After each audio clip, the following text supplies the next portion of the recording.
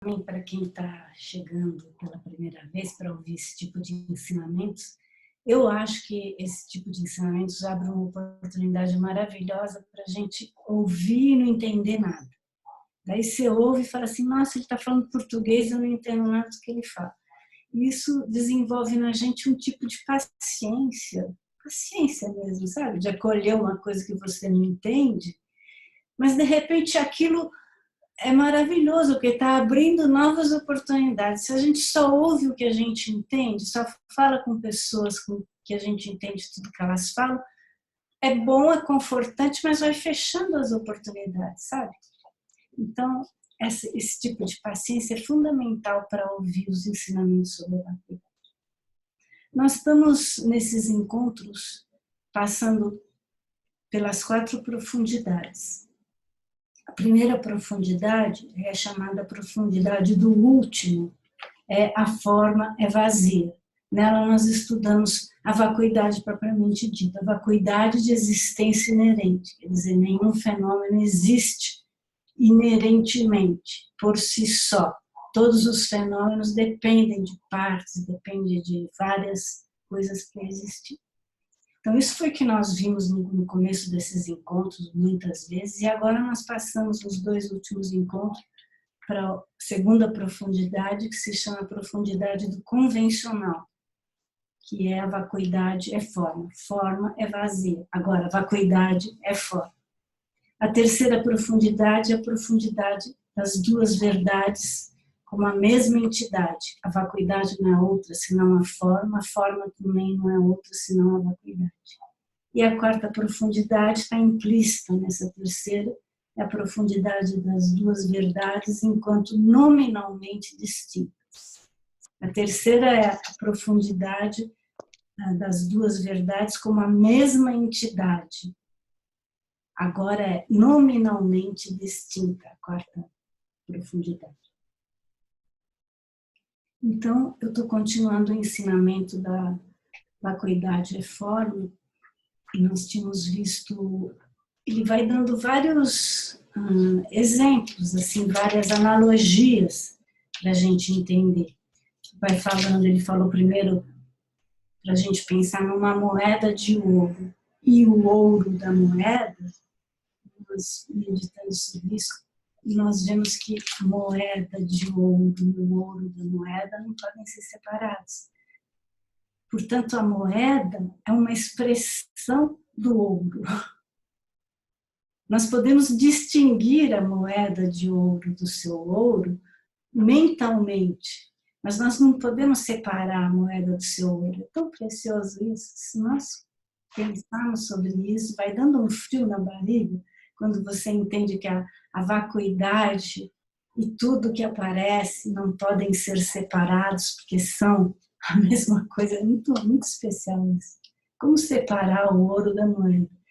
E falou sobre um outro aspecto, falando sobre a cor vermelha. A cor vermelha também é apenas uma vibração e, na verdade, é uma aparência, porque quando você vai procurar a cor vermelha, você nunca encontra a cor vermelha, você encontra a variação de as radiações, etc. Falou um exemplo mais sutil, tudo isso foi as aproximações que ele está fazendo para nos ajudar a entender por que forma é vacuidade, por que vacuidade é forma. Você vê um céu azul, você pode apontar e falar azul, azul, mas essa abóboda azul é apenas uma aparência. Não existe nenhum pigmento azul ali. O azul, esse ponto é um pouquinho mais difícil de entender. O azul é uma expressão de um espaço vazio. O azul aparece como uma manifestação de um céu vazio. A vacuidade, a forma aparece como uma manifestação da sua vacuidade, que é o vazio de existência inerente. Finalmente, deu o exemplo do arco-íris, né? Onde, de novo, o arco-íris é uma aparência que depende de diversos fatores, e quando você altera esses fatores, aquela aparência some. E, entre esses fatores, a posição do observador. Então, se você se locomove, você pode mostrar o arco-íris, imaginar que ele comece aqui e termine ali, porque dá é uma aparência, mas é uma aparência enganosa. Porque se realmente você for procurar, nunca você vai encontrar o começo do arco-íris naquele ponto que parecia lá 7 quilômetros. Eu não. Vou tomar, né? Vou tomar que elas tomam, né?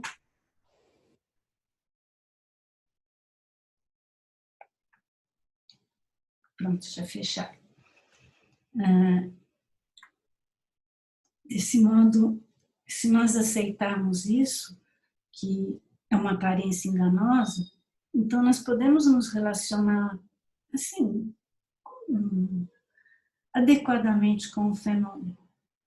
Algo que existe na dependência da reunião de certas causas e condições, circunstâncias. Se ao contrário nós não percebermos isso, então nós não percebemos a natureza enganosa de um fenômeno, então nós vamos cometer muitos erros. E esses erros vão nos levar a muitas frustrações. Olha a profundidade disso. Está falando do arco-íris só para nos aproximarmos, mas todas as aparências são enganosas. Se nós acreditamos nas aparências, vamos pegar nos nossos relacionamentos, por exemplo, nós só vamos cometer enganos. Nós não vamos perceber que a nossa mente está envolvida nessas aparências. Portanto, em grande parte depende do que nós estamos projetando nas aparências. E esses enganos vão necessariamente levar a frustrações.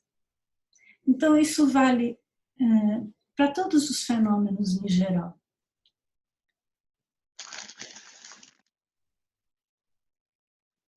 Do mesmo modo que nós entendemos a natureza enganosa do arco-íris por meio de experiência, nós podemos também entender, por meio de estudo e contemplação, a natureza enganosa convencional das formas, de todos os demais fenômenos. E se nós entendemos essa natureza enganosa, nós podemos nos relacionar com ela de maneira adequada.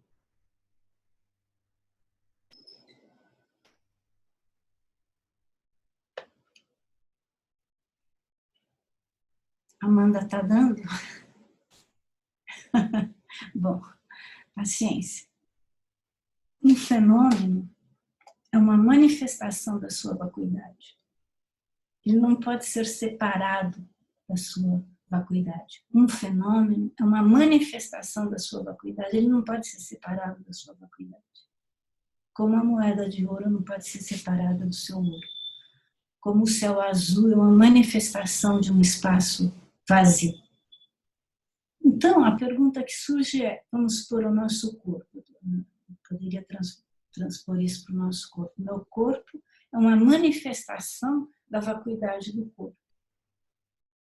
Meu corpo é uma aparência enganosa, porque ele aparece como se existisse do seu próprio lado e não existe dessa maneira. Aparência enganosa quer dizer exatamente isso, quando você vê uma coisa que não existe da maneira como aparece, então essa coisa te engana, você é enganado por uma aparência. Vamos transportar então para o nosso corpo. E a pergunta que vai surgir é, bom, se meu corpo não existe da maneira como ele aparece, de que modo meu corpo existe?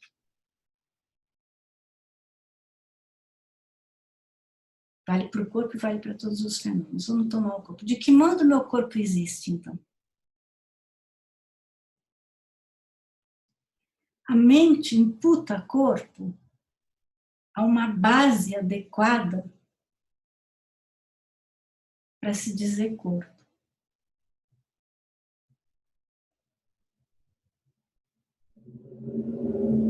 Qual é a base adequada para dizer meu corpo?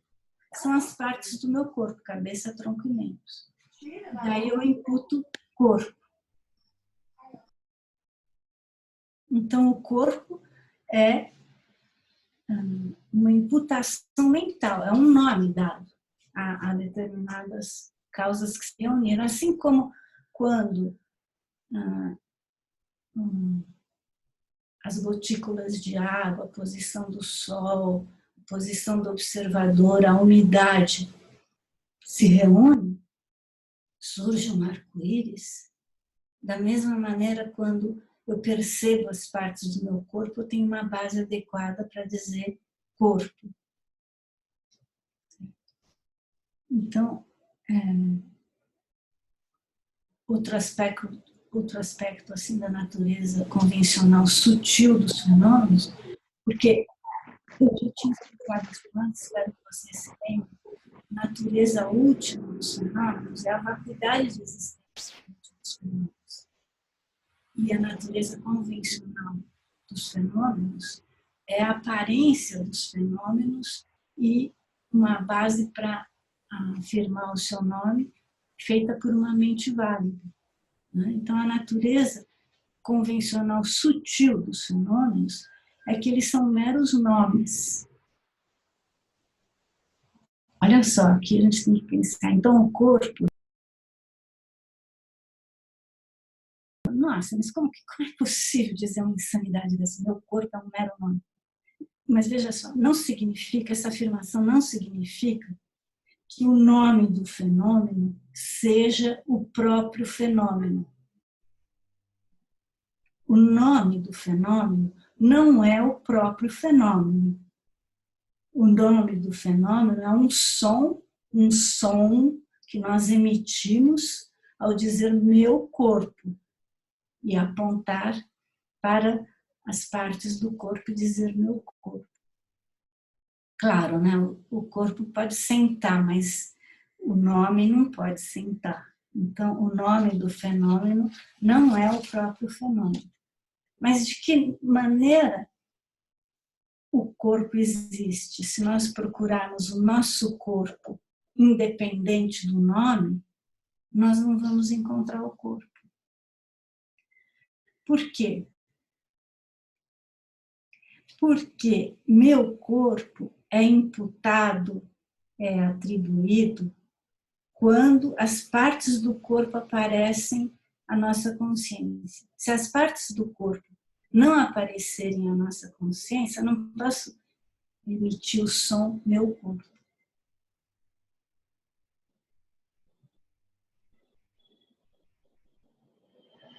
O que aparece à nossa mente, à nossa consciência visual, e o mesmo vale para a auditiva, para a olfativa, etc. O que aparece para as nossas consciências primárias não é o nome corpo.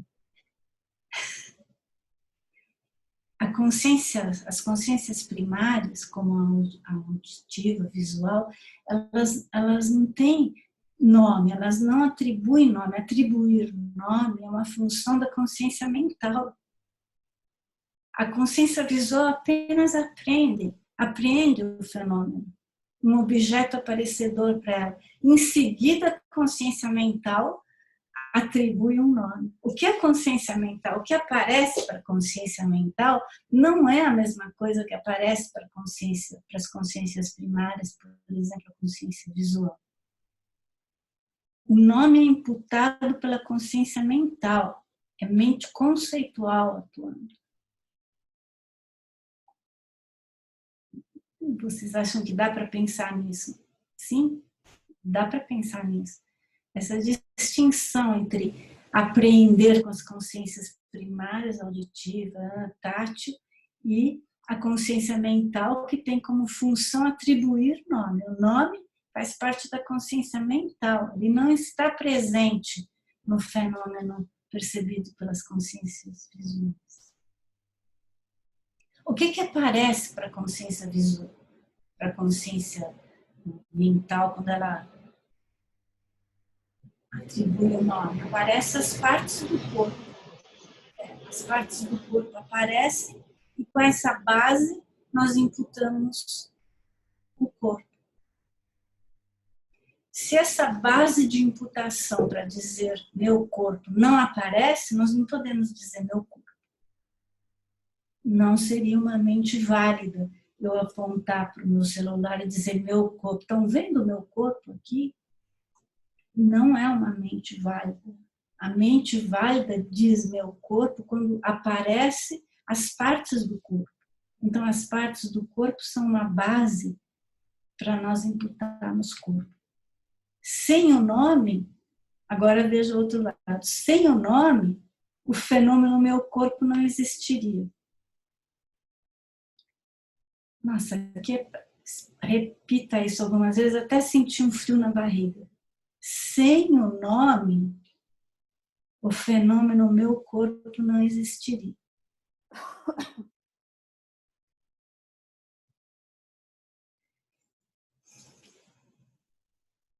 Sem o nome, eu poderia pensar numa parte do corpo. Sem o nome corpo, elimina o nome corpo. O que eu veria? A mão.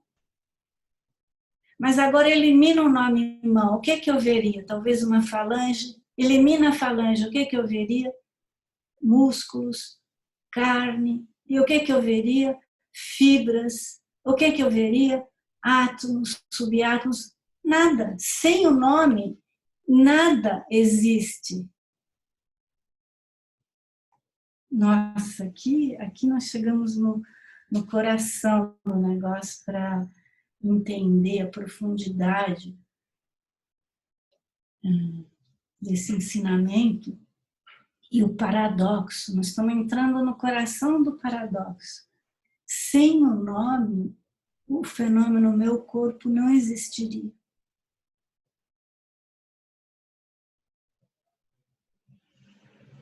Os fenômenos são meros nomes. Conforme você tira o nome, eles vão sumindo, sumindo até não sobrar nada, porque em última instância, todos os fenômenos são vazios de existência inerente. Você vai caindo na vacuidade.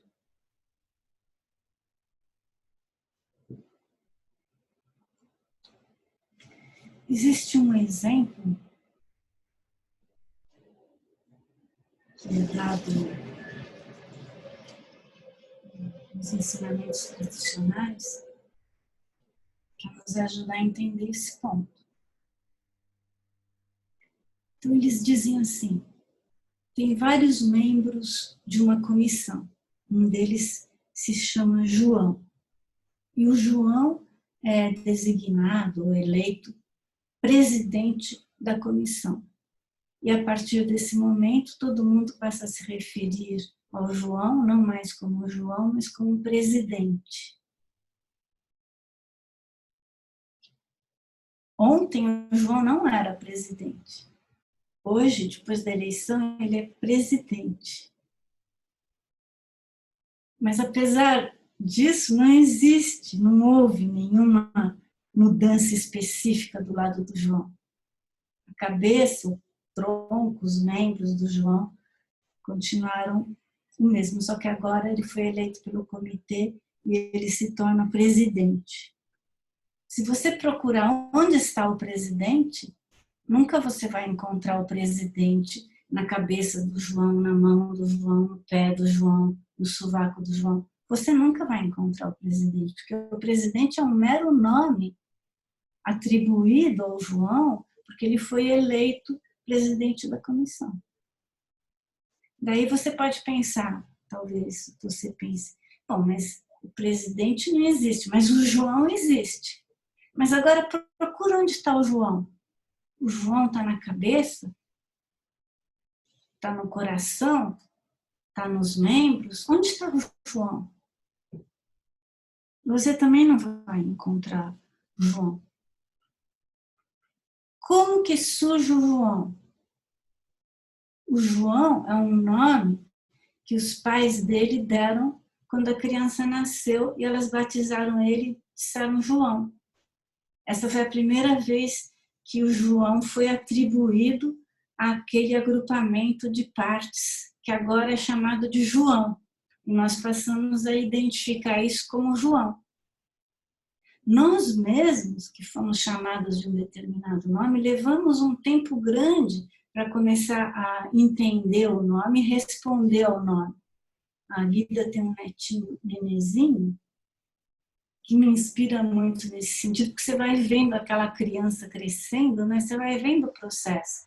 Então, há alguns meses atrás, ele não se identificava como Nino, ele chama Nino. Agora, você fala Nino, ele vira. Mas isso é um processo, não é automático. Então, se vocês pensarem sobre esse exemplo do presidente, fica alguma coisa gravada. É só um nome. Quando o fenômeno não é nomeado, ele não existe.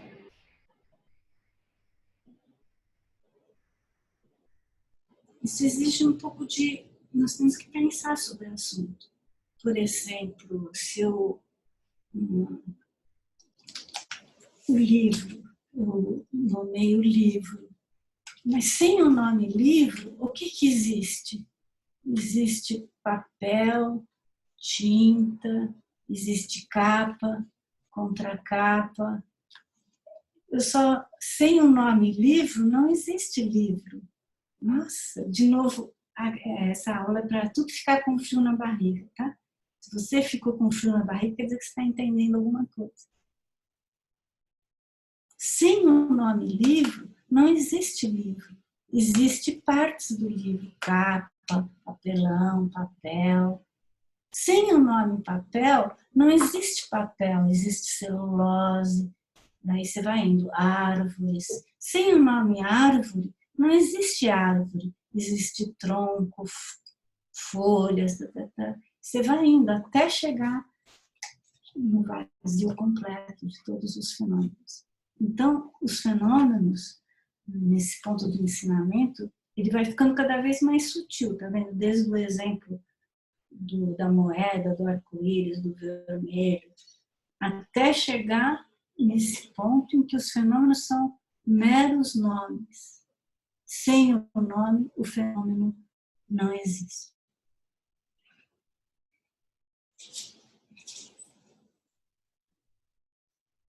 Entender que a forma, uma mera aparência, um mero nome, nos ajuda a entender que a forma é uma manifestação da vacuidade. Se nós entendemos que a forma é mera aparência, como um arco-íris, se nós entendemos que a forma é um mero nome atribuído a uma série de causas que se reúnem, mera aparência, mero nome, vai ficar mais fácil entender por que a forma é uma manifestação da sua vacuidade. E se nós entendemos que a forma é uma manifestação da sua vacuidade, nós poderemos estabelecer a existência da forma sem pressupor que ela exista inerentemente. Aqui é um ponto essencial. Hoje, nós estabelecemos a existência da forma e nós acreditamos que ela existe inerentemente por si só, sem depender de partes.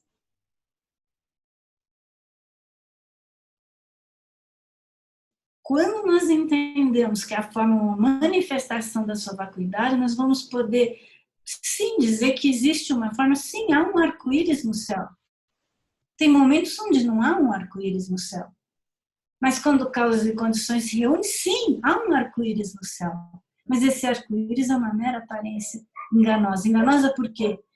Porque, ao mesmo tempo, eu vejo o arco-íris e eu acredito nele, porque é assim que ele aparece, como se ele estivesse lá, a 7 quilômetros de distância, com aquele formato, com aquelas cores, etc.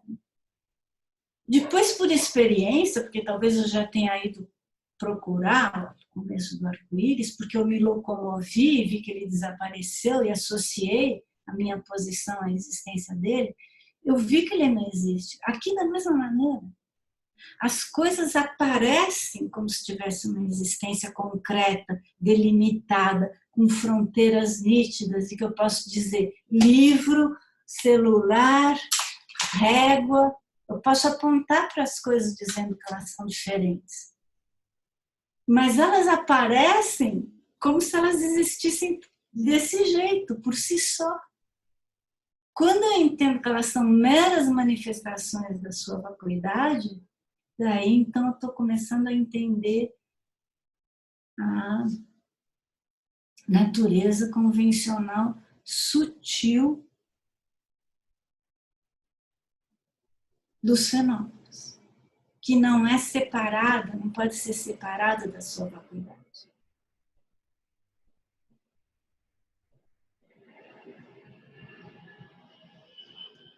Então, vocês estão suportando, então? Está indo, né, aos pouquinhos. Porque eu devo dizer que são coisas que nós já vimos em outros encontros. Então, para quem segue os encontros, as coisas vão tendo um certo encadeamento. Né? Se nós entendemos a natureza convencional sutil da forma, nós vamos conseguir evitar os dois extremos. Quais são os dois extremos? Os dois extremos é o da existência.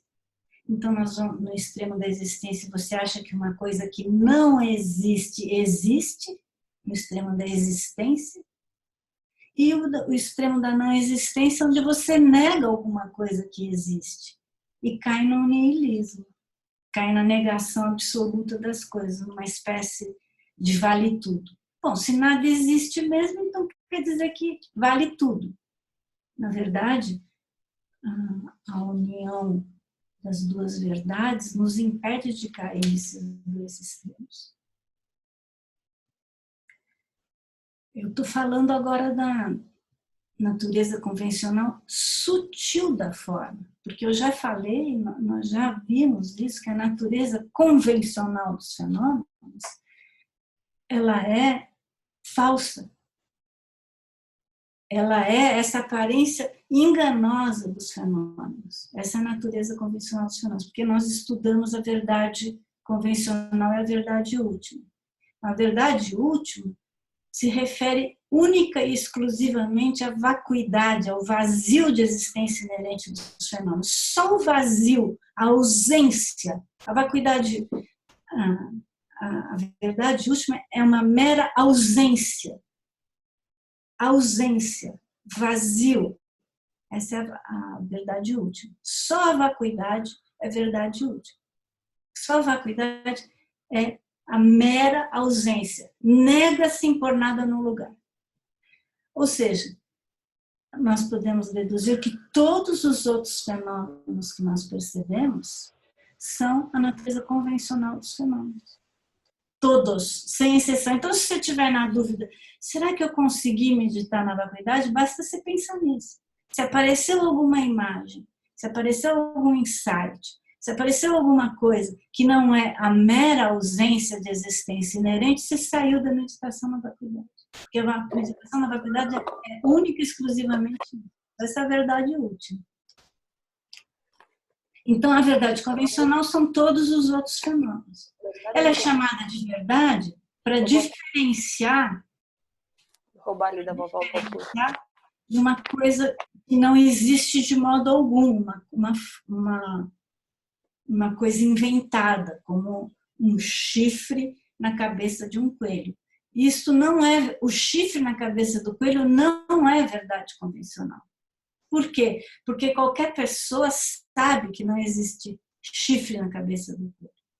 Então, a verdade convencional é o modo como as pessoas comuns, que não têm uma compreensão da vacuidade, acreditam que os fenômenos existem. Mas elas têm mentes válidas, porque quando elas dizem mesa, a mesa que elas chamam de mesa serve para sustentar objetos em cima dela. Quando elas dizem meu corpo, elas estão se referindo a algo que funciona como seu corpo. Quando elas dizem elástico, elas estão se referindo a algo que funciona como elástico. Então, elas não são loucas. As pessoas comuns que não têm uma compreensão da novidade não são loucas. Elas se referem às coisas porque elas percebem determinados aspectos funcionais das coisas que correspondem, que são base de imputação para o nome. Se não houver base de imputação para um nome, não é uma mente válida. Então não pode haver a vacuidade de um fenômeno que não parte de uma mente válida. Se você imaginar uma mesa no espaço vazio onde não há uma mesa, você não pode falar da vacuidade dessa mesa. Você só pode falar da vacuidade de um fenômeno que tem uma base válida para se imputar à mesa. Então, nós podemos dizer que essa maneira de falar da vacuidade, de estabelecer a existência dos fenômenos convencionais, essa maneira de estabelecer que eles existem para uma mente válida, está em harmonia com a visão das pessoas comuns. Se eu falo corpo é corpo, mesa é mesa, livro é livro, eu nunca vou dizer algo diferente. Uma pessoa que tem uma realização da vacuidade, ela fala como uma pessoa comum. Bom dia, como vai? Está se sentindo bem? Ela não fala, você não interessa se está se sentindo bem ou não, porque seu corpo não existe. Então, o que interessa se eu vou perguntar se você está se sentindo bem? Não, nunca se fala essas coisas. Você fala normalmente. Essa é uma das características de quem realizou a vacuidade. Por quê? Porque ela sabe que se ela for procurar, ela não vai encontrar um corpo para dizer se ele está saudável ou não, se ele está se sentindo bem ou mal, se ele está com virose ou não. Ela não vai encontrar. Ela só vai encontrar o vazio de existência inerente. Por outro lado, esse vazio vai se manifestar como virose, como corpo doente, como mente infeliz, como mente impotente. É da vacuidade que surgem todas essas manifestações.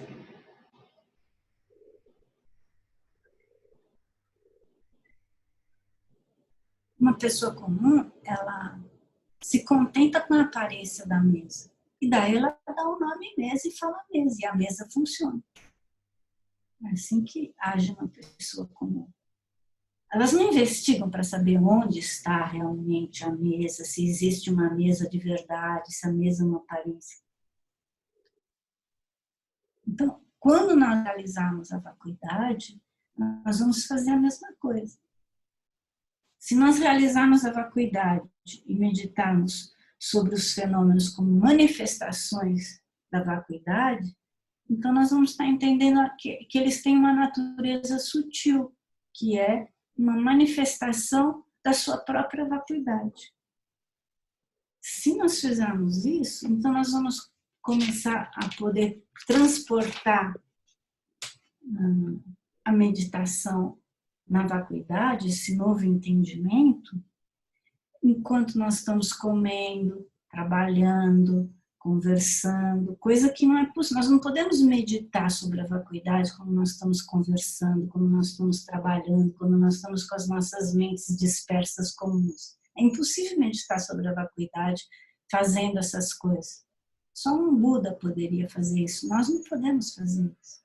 Então, quando nós estamos meditando na vacuidade, nós estamos completamente imersos no absoluto vazio de existência inerente dos fenômenos.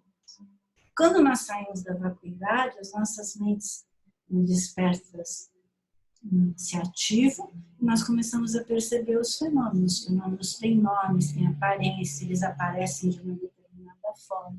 Mas se nós entendemos que tudo isso é uma manifestação da sua vacuidade, indiretamente nós vamos estar meditando sobre a vacuidade, mesmo quando nós estivermos conversando, ou falando, ou trabalhando.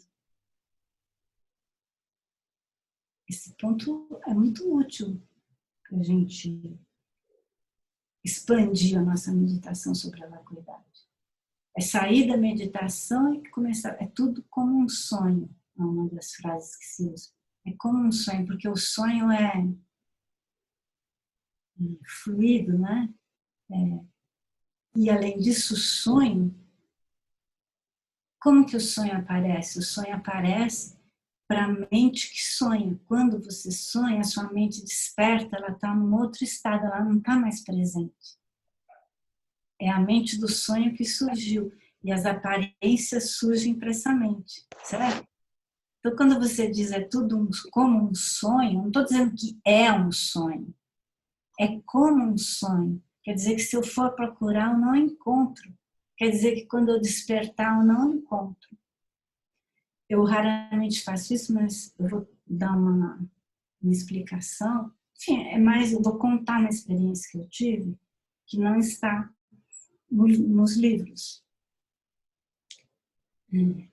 Estava no ônibus outro dia e não sei, por um momento assim, tudo me pareceu tão concreto. O ônibus estava andando, os prédios, as avenidas, aquelas pessoas passando na rua, era tudo tão concreto. Eu podia quase que tocar, era tudo muito concreto. E eu, que vacuidade é essa? No meio dessa concretude total. E eu fiquei por um momento perplexa, assim, oh, porque era muita concretude para eu pensar na vacuidade. E passado alguns momentos assim de perplexidade, eu não pensei, mas me veio a ideia, se eu morresse agora, tudo desapareceria. Então não existe da maneira como parece. Agora, acho que para entender isso nós temos que pensar o que nós sentimos diante da morte. Geralmente nós pensamos assim, ele morreu. Se ele morreu e eu continuo aqui, e a vida tem que continuar, quer dizer que a vida continua, o mundo continua, ele é que morreu. Isso é muito implicitamente, sempre que há uma morte, nós reforçamos a ideia de que ele foi, mas nós ficamos. Quer dizer que nós que ficamos existimos concretamente. Mas se você, é só mudar de posição. Ele morreu, eu morri. A hora que você morreu, tudo some. Nada, aquela avenida, os ônibus, os prédios, o concreto, tudo sumiu. Ou seja, eu saio dessa experiência e penso, parece que é assim, mas não é. É tudo como um sonho, é tudo uma ilusão, é uma aparência. Para mim foi uma experiência muito forte esse momento que eu tive no ônibus.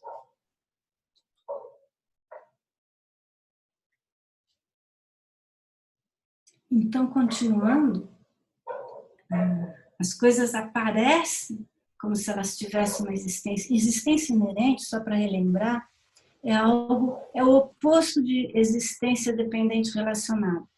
É o oposto de existir na condição de vários outros fatores. É o oposto de existir em relacionamento. As coisas existem dependendo das suas partes, das suas causas, do seu nome. Elas existem na dependência de uma mente que imputa. Elas existem na dependência de diversas condições. Isso é a maneira como as coisas existem. Elas existem de maneira dependente relacionada. Existir inerentemente é o oposto disso. E é isso que a vacuidade nega. A vacuidade nega que as coisas tenham uma existência por si só. Mas nós percebemos as coisas dessa maneira. Talvez você não se dê conta que você perceba as coisas assim, mas você percebe as coisas assim. Nós objetivamos, nós tornamos as coisas objetos. Acho que, se você voltar à ideia da moeda de ouro, você vê, quando você vê a moeda de ouro, você pensa, é uma moeda de ouro. Mas, na verdade, que moeda de ouro? Ela não pode ser separada do seu ouro. Então, tudo é vacuidade. Mas quando nós dizemos é mesa, é cadeira, é corpo, sou eu, é ele, é prédio, é casa, é tijolo, é papel, nós estamos tornando tudo objetos recortados que parecem como se tivessem uma existência inerente. É isso que a vacuidade nega.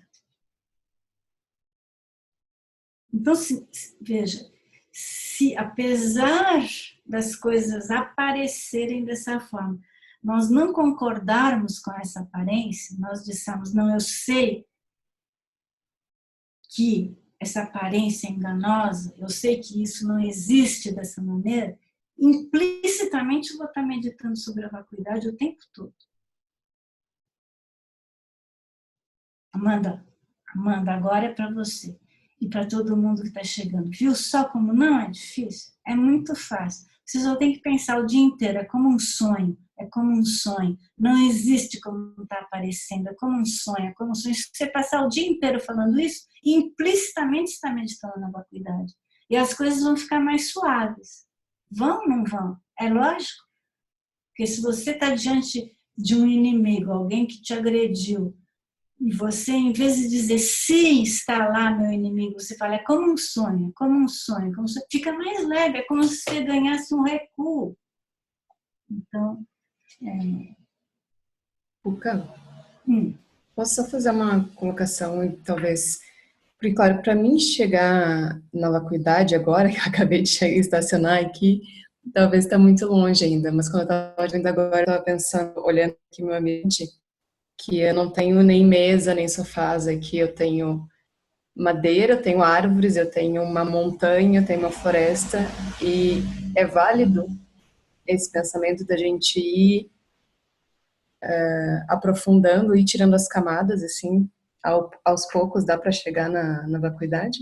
acho que Ou a sim. ideia é outra? Não, dá para chegar por aí, está sendo assim mais, não é técnico, né? Não é a meditação técnica, mas dá para chegar.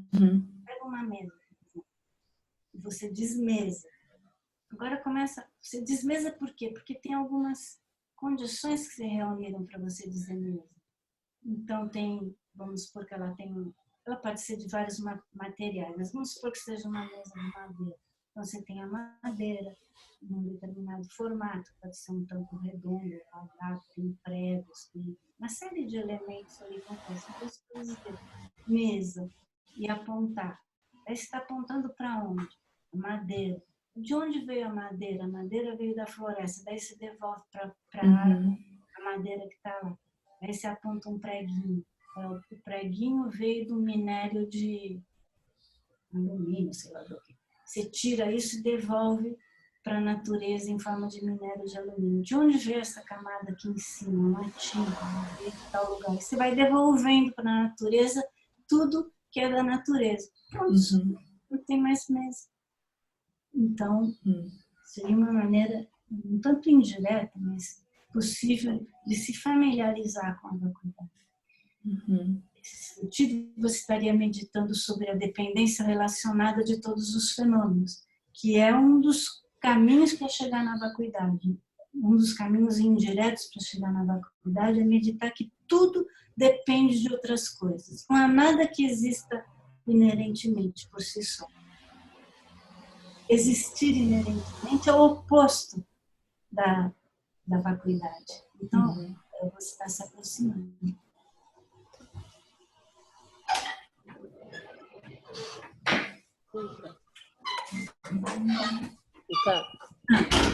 Mas você não acha que é importante você fazer isso com cada objeto, não assim no geralzão, né? Porque você pega um objeto e daí você vai destrinchando um por um. Porque no geralzão eu acho que pode dar uma certa confusão. Eu não tenho nada, aqui é tudo... Eu acho que é... Sim, concorda? Acho que a Guida falou uma coisa correta, que a gente tem que ter uma experiência, entendeu? Para ter uma experiência do que a gente está falando, melhor dar um enquadramento, para não chegar numa coisa assim, nada existe mesmo, é tudo indiferente, então se eu falo isso ou aquilo, não é um vale tudo. Porque depende de uma mente válida, depende dessa base para imputar as coisas, sabe? Nesse sentido, então, falar muito em geral das coisas talvez leve a um equívoco. Então, acho que eu já falei bastante, né? Acho que vou deixar esse último trechinho para a próxima vez. Tem uma fonte que talvez facilite, que é a perceber a impermanência das coisas, porque que é intimamente ligado com a vacuidade das coisas, né? Eu agora estou tendo umas experiências inéditas, porque comecei a cozinhar, coisa que eu nunca fiz até hoje na minha vida, e então tudo me chama muita atenção. E hoje eu tive uma experiência que me deu esse frio na barriga, e eu comecei a rir, porque eu comecei a ver que tudo era assim na cozinha, né? O tempo todo é uma impermanência. E teve uma hora que eu tive que usar cebolinha. E aí eu me dei conta que um dia eu ganhei uma semente de cebolinha e fui lá e plantei no canteiro a cebolinha. E meses depois a gente está lá com cebolinha na horta. Aí eu tiro aquela cebolinha e pico ali e coloco no prato, e daqui a pouco ela desapareceu, e daqui a pouco eu vi as pessoas comendo. Quer dizer, virou uma impermanência, eu não conseguia me concentrar em nenhuma conversa, eu só ficava olhando a cebolinha andando de prato em prato e sendo digerida. Então, quando a gente começa a entrar, a cozinha eu recomendo como um processo de impermanência, porque é impressionante, né? Como tudo se transforma e tudo desaparece. Então, talvez e trazendo para o cotidiano a percepção da impermanência das coisas pode abrir um pouquinho o campo da vacuidade, não é não? Sim, totalmente. As duas vias indiretas para chegar na vacuidade são a relação dependente relacionada e a impermanência. Porque existem dois tipos de impermanência. Existe a impermanência densa e a impermanência sutil. Na impermanência densa, a base para imputar o objeto, o fenômeno, desaparece. Por exemplo, quando você morre, não há base mais para imputar corpo vivo.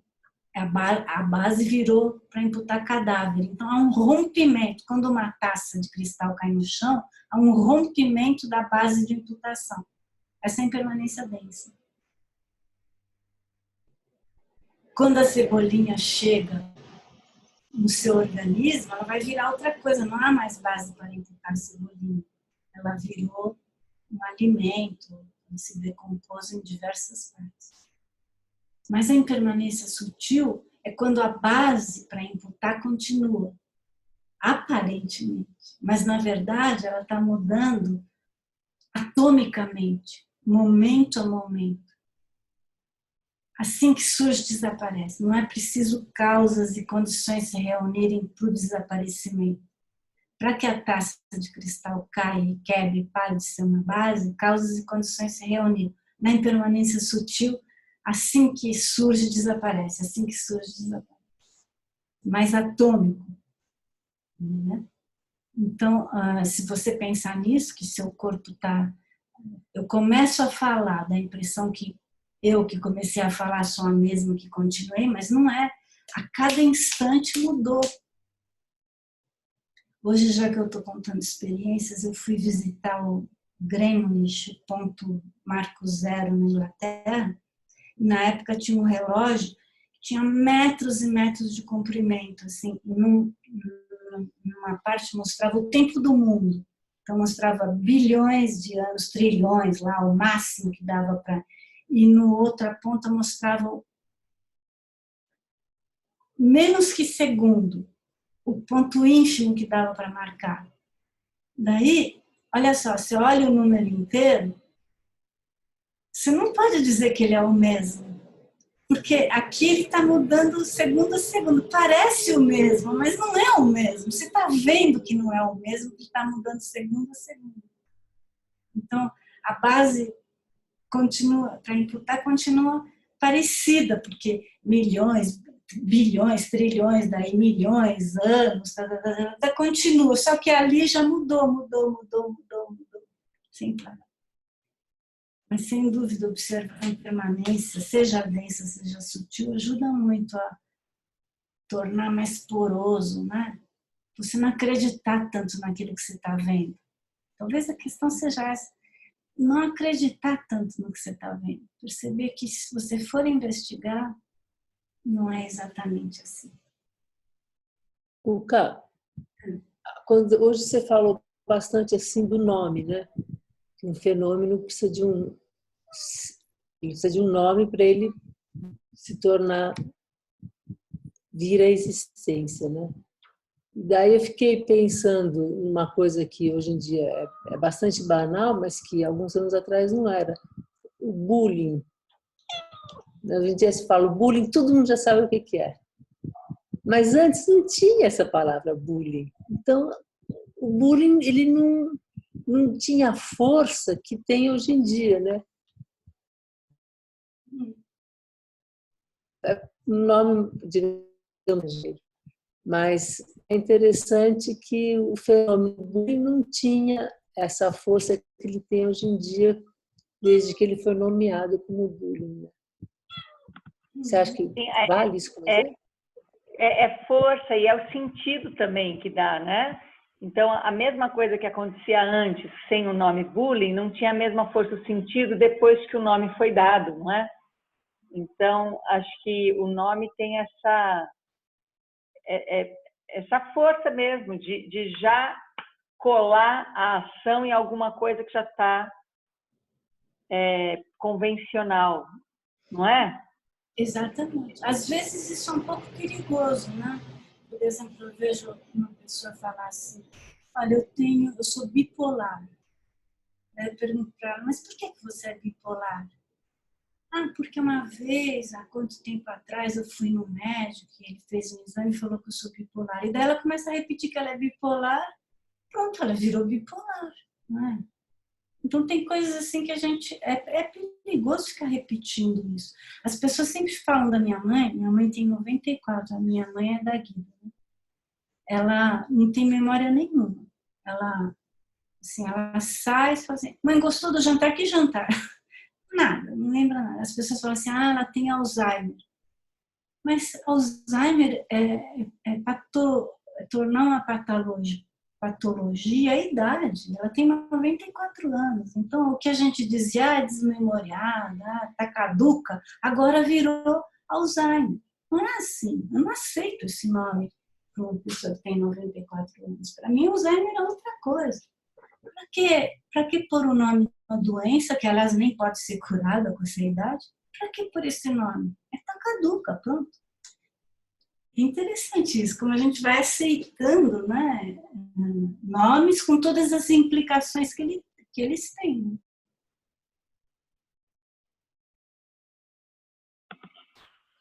E eu acho que o outro lado, a outra ponta da coisa que você trouxe, Cuca, que a gente começa a desconfiar que as coisas não são realmente assim, eu acho que ajuda também quando a gente percebe que o que dá força para o acontecimento é a percepção da pessoa, né? Você nunca dá exemplo pessoal, mas eu sou a rainha de dar exemplo pessoal. Então, a experiência... Imagina, me lembrei dessa experiência, né? Só para trazer a Amanda para essas pontes que vão ajudando a gente a acessar, a deixar mais perto a vacuidade, né? Então, teve uma época que eu produzia os shampoos que eu usava, à base de bicarbonato, de vinagre e etc. O meu banheiro parecia a cozinha, segundo meu filho, né? Então, quem chegava e usava o meu banheiro tinha aquela experiência e sei lá o que pensava, né? Mas pensava alguma coisa baseada no que estava vendo. Até que teve um dia que eu fui numa peça de teatro infantil e quem patrocinava essa peça era a Johnson. E a produtora da peça era muito minha amiga. E na saída a gente recebia um pacotinho com brinde, que era um shampoo Johnson. E porque a produtora era minha amiga, eu não sei, ela achou que ia ser bacana, ela me dá vários brindes. Então eu cheguei em casa com 15 shampoos Johnson, que eu não tinha ideia o que fazer com aquilo. E o que aconteceu foi que eles foram para o banheiro até eu entender o que eu ia fazer com aquilo, né? Então, imagina uma pessoa que naquele dia chega na minha casa e entra em casa e vê 15 shampoos Johnson. O que é que ela vai ter como experiência? Então, ela está inventando alguma coisa, mas ela não está inventando nada. Tem causas e condições e shampoo para ela imputar ali. Eu vi, ninguém me contou a Ana é viciada em shampoo Johnson, eu vi isso. Porque ela sabe daquela parte. Então, é nesse lugar que a gente está o tempo todo fazendo uma criação a partir da nossa mente, a partir da nossa experiência. Quem sabe a história inteira vai ter outra experiência. Quem sabe passou a história vai ter essa. Quem não sabe nada vai ficar com o que viu. Então, eu acho que todas essas experiências no cotidiano ajudam a gente a ficar mais próximo da vacuidade e ver que realmente a vacuidade é outra coisa, né? É realmente negar toda a existência inerente sem afirmar nada no lugar, mas são experiências que vão afrouxando um pouco as nossas certezas absolutas, né? Uhum, exatamente.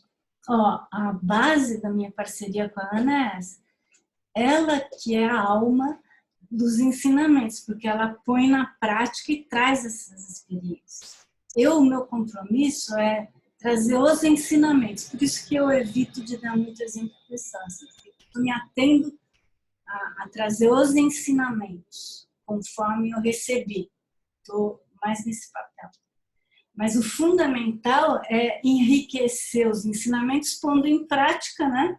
E podendo falar deles em outros termos, porque vocês notam, a minha linguagem é bem técnica. Mas nós estamos construindo juntos alguma coisa, porque não dá para estudar física sem terminologia, sem técnica, né? Não dá. Então, eu estou fazendo a parte assim de instrumentalizar com a linguagem técnica, com os termos, com os pensamentos tradicionais. E aqui, principalmente pela contribuição da Ana, pondo em prática, né? Acho isso a coisa mais bonita da nossa parceria, eu acho isso. Eu adoro também essa parceria.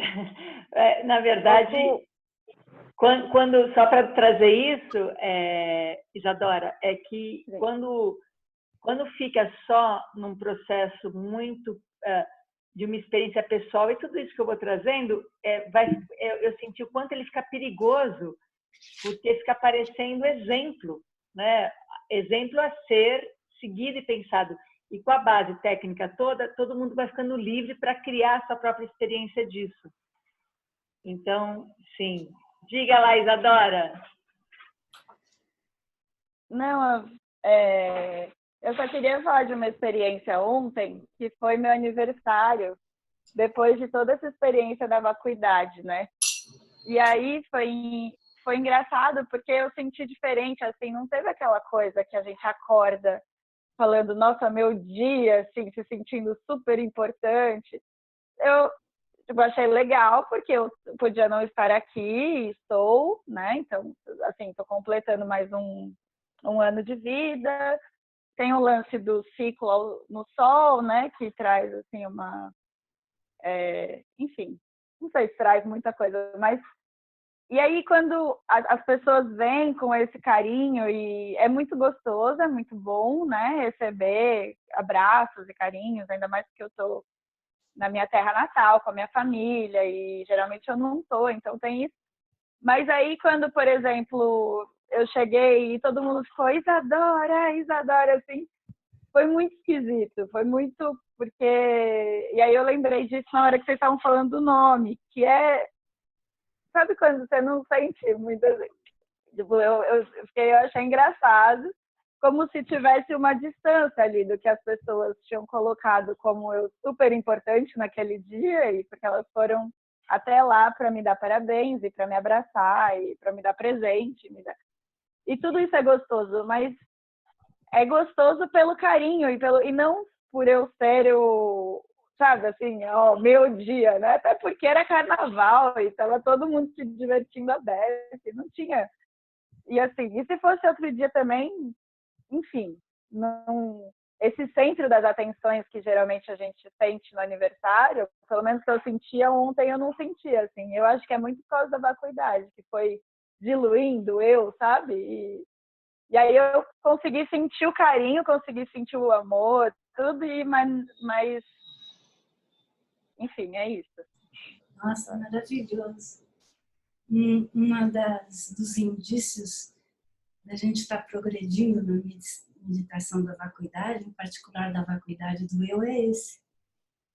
Você diminuir esse eu sou o centro do mundo, eu sou o umbigo do mundo, esse auto-agarramento ao eu, sabe? Quando você diminui isso, é um sinal de que suas contemplações e meditações estão resultando em algo, em um avanço.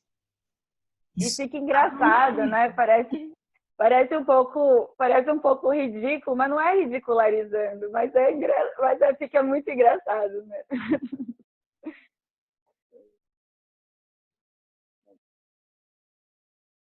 Então, como hoje não deu para meditar, a próxima vez eu posso voltar a uma meditação, porque essas outras meditações, por exemplo, talvez a gente possa meditar na moeda de ouro ou no presidente, no nome, mas as meditações tradicionais são sempre na vacuidade. Aí é mais uma contemplação, assim, mas ficar pensando nisso até dar um frio na barriga.